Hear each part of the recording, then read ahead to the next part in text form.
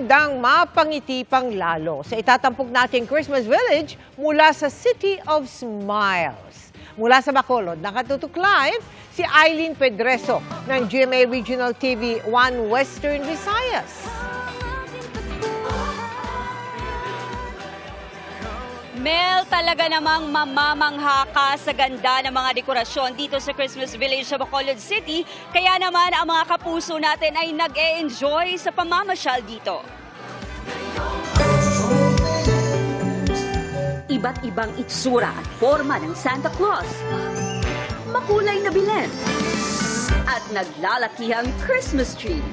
Ilan na ito sa mga sasalubong sa iyong pagbisita sa sikat na Christmas Village sa San Agustin Drive sa Bacolod City, ang Yo-Yo Land.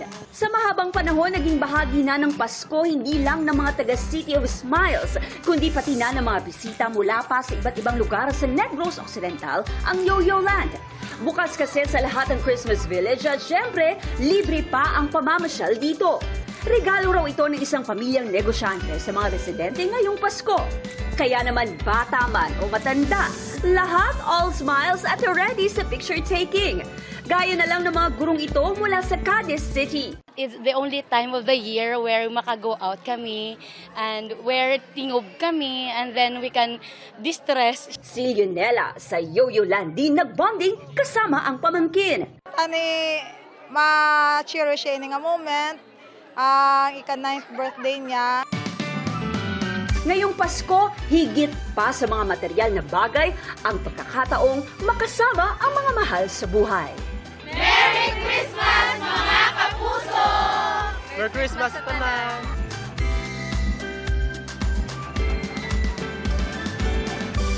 Mel, maaaring bumisita dito sa Yo-Yo Land mula alas 6 ng gabi hanggang alas 12 ng madaling araw. At magtatagal ito hanggang sa ikalawang linggo ng Enero.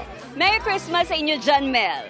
Uy, Merry Christmas din sa inyo. Maraming salamat sa iyo, Eileen Pedreso ng GMA Regional TV 1 Western Visayas.